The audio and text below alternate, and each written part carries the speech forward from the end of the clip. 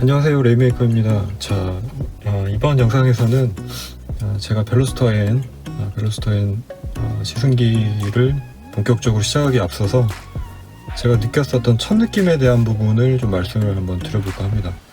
우선 차주분께서 이제 제 그 채널을 구독 중이신 이제 애청자분이신데 어제 미팅을 이제 사전 시승기 전에 이제 사전 미팅을 한번 했었거든요. 그래서 이제 여느 때와 같이 저는 같이 이제 차주분하고 동승을 해서 제가 운전을 해보고 또 차주분께서 운전을 해보고 뭐 이런 방식으로 시승기를 진행을 하려고 했는데 차주분께서 너무 쿨하게 차를 처음에는 기간도 말씀을 안 해주셨어요. 뭐 그냥 한번 타보시죠 이러면서 이제 차를 그냥 가지고 가라고 하시더라고요. 그래서 제가 오히려 약간 당황을 해서 아니 모르는 사람한테 이렇게 차를 주셔도 되냐고 이렇게 얘기를 할 정도였는데, 그래서 이제 일주일 정도 타보겠다고 제가 말씀을 드렸고 일주일 가지고 되겠냐고 차주분께서 또 말씀을 해주셨어요. 근데 이제 일주일 정도면은 정말 저한테는 충분한 시간이 될 것 같아서 이제 일주일 정도 제가 차를 타보면서 이전에 이제 다른 시승기에서는 기껏해야 한 2시간에서 3시간 정도? 3시간도 안 될 것 같아요. 이제 1시간에서 한 2시간 정도 남짓 타보는 게 전부다 보니까 아무래도 차에 적응하는 시간도 상당히 많이 부족했고 이제 그런 부분들이 있어서 좀 밀도 있는 시승 영상을 못 만들었다면, 이번에는 그래도 제가 제법 길게 타볼 거기 때문에 뭐 시내 주행부터 시작해서 와인딩까지 다양한 환경에서 타보면서 뭐 연비나 또 어떤 주행 질감이나 이런 부분에 대해서 좀 밀도 있게 시승 영상을 만들 수 있을 것 같습니다. 자, 어제 제가 처음에 이제 이 차를 시승을 해보면서 바로 이제 느껴졌었던 차이점이 이제 어떤 부분이 있었냐면, 일단 영상 처음부터 제가 기어 노브를 계속 비추고 있죠. 자, 이 기어 레버의 조작감이 노멀한 벨로스터 그리고 뭐 아이서트 N라인과는 또 많이 달랐습니다. 저는 뭐 크게 다를까라는 생각을 했었는데 생각보다 꽤 많이 다르더라고요. 이게 일단 기어가 움직이는 기어 스트로크도 좀 짧은 편이고요. 그 다음에 이렇게 기어 레버가 들어가는 느낌이 훨씬 더 좀 기계적으로 움직이는 이제 그런 느낌이 들었습니다. 이런 부분들이 상당히 노멀한 모델들과는 좀 차이점이 있고요.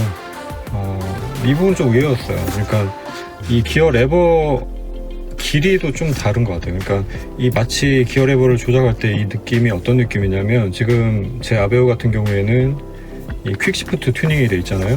근데 그 퀵시프트 튜닝한 것과 굉장히 흡사한 느낌의 조작감이라고 말씀을 드릴 수 있을 것 같습니다.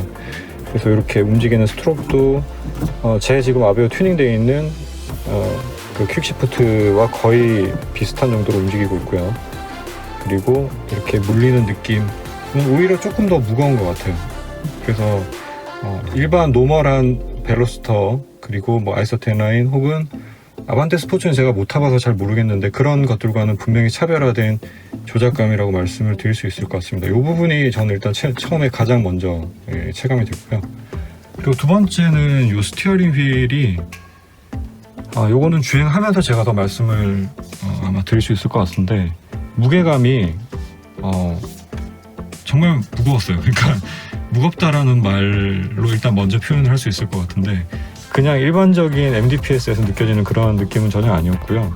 상당히 무겁게 느껴졌고 조작감이 개인적으로는 상당히 마음에 들었습니다. 저는 이제 무거운 스티어링 휠을 좋아한다고 몇 번 말씀을 드렸었는데 그런 부분이 상당히 좋았고, 그리고 이제 세 번째로 느껴졌었던 부분은 이 클러치 페달이에요. 클러치 페달이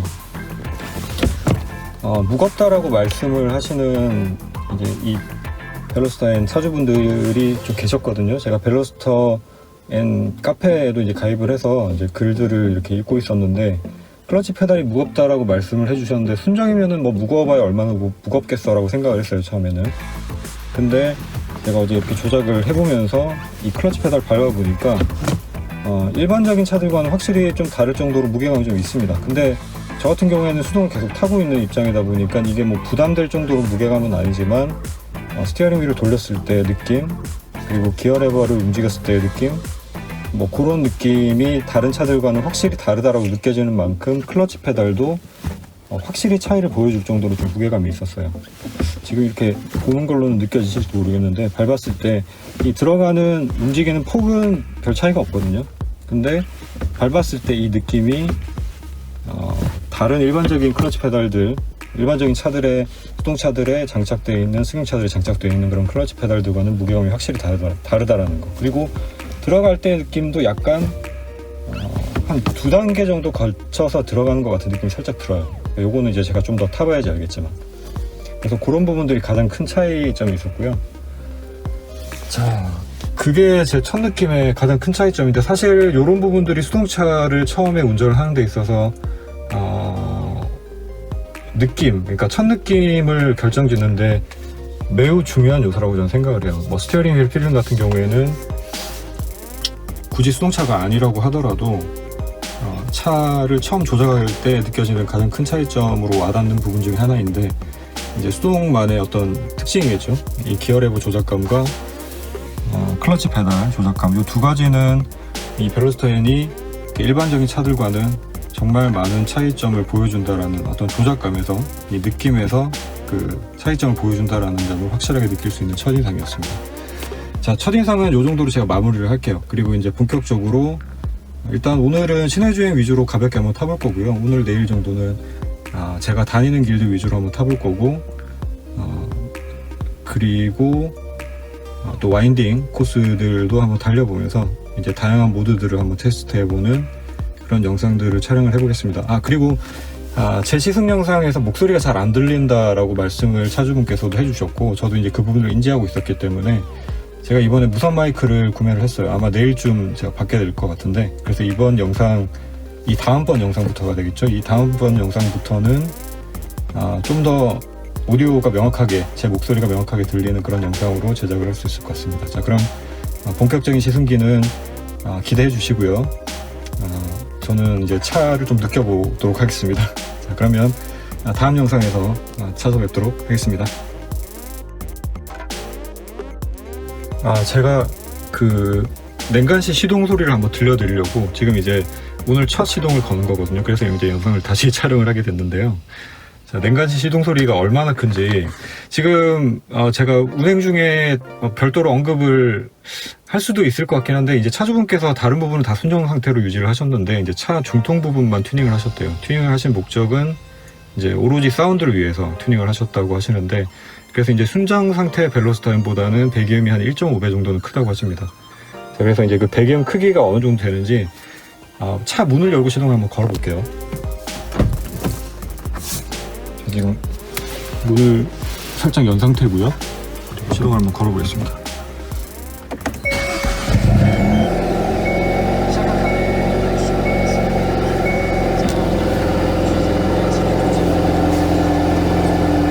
자, 배기음 들리시나요? 이게 냉간시 시동 걸었을 때 소리가 이 정도가 되고요. 문을 닫으면, 문을 닫아도 그래도 상당히 배기음 소리가 일반 차들하고 비교해 봤을 때는 꽤 크다라는 게 느껴지죠. 자, 한번 들어보세요. 지금 RPM은 한 1000 정도에서 지금 시동 건 지가 한 3-40초 지났으니까 천천히 이제 떨어지고 있고, 이제 여기 특이하게도 뭐 이미 알고 계시는 분들도 계시겠지만 여기에 주황색 게이지가 들어가 있습니다. 이게 이제 온도에 따라서 외기온이 더 낮으면 뭐 한 5500rpm이나 뭐 그 정도까지 더 내려와 있다라고 말씀을 하시더라고요. 그래서 이제 흰색 게이지, 주황색 게이지, 이렇게 레드존 이렇게 돼 있는데, 주황색 게이지 같은 경우에는 이제 이게 다 떨어져서 레드존 리미트까지 표시 다 떨어지기 전까지는 요 영역대를 쓰지 말라라는 의미인 것 같아요. 제가 매뉴얼은 정독을 해보진 않았지만 그런 의미로 이게 표시가 돼 있고, 요거 같은 경우에는 BMW M 같은 경우에도 이런 식으로 타코미터가 표시가 되어 있는 걸로 알고 있습니다. 그리고 이제 M 모델 여기 타코미터에 이렇게 N이라고 표시가 되어 있고요. 그 다음에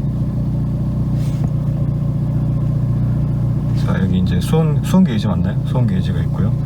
그 다음에 속도계 같은 경우에는 시속 300km까지 표시가 되어 있죠. 그 다음에 차주분께서 이렇게 따로 DAG를 달아 놓으셨습니다. 그래서 이제 흡기온이랑 뭐 수온, 그 다음에 배기온도 이런 것들이 표시가 되어 있고요. 그 다음에 타이어 공기압도 표시가 되어 있죠. 자, 그래서 이제 냉간시 시동 걸었을 때 소리가 요 정도 된다라는 걸 일단 말씀을 드리고, 이게 특이한 게 이제 주행하면서 더 따로 주행 영상에서 아마 느끼게 되시겠지만, 반클러치를 붙였을 때 소리가 오히려 이제 클러치를 완전히 닫대고 악셀을 살짝 전개할 때보다 소리가 더 크게 나더라고요. 그리고 이제 이 지금 배기음 같은 경우에는 모드를 바꾸게 되면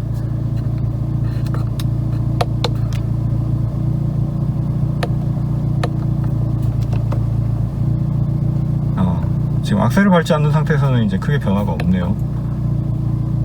여기 이제 악셀을 밟게 되면은 배기음이 확실하게 차이가 나는 게 아마 느껴질 거예요. 자, 그래서 이제 냉간시 첫 시동 걸었을 때 배기음이 어느 정도 되는지 소리를 들려드리려고 영상을 촬영을 추가로 했고요. 자, 그러면 주행 영상에서 다시 찾아뵙도록 하겠습니다.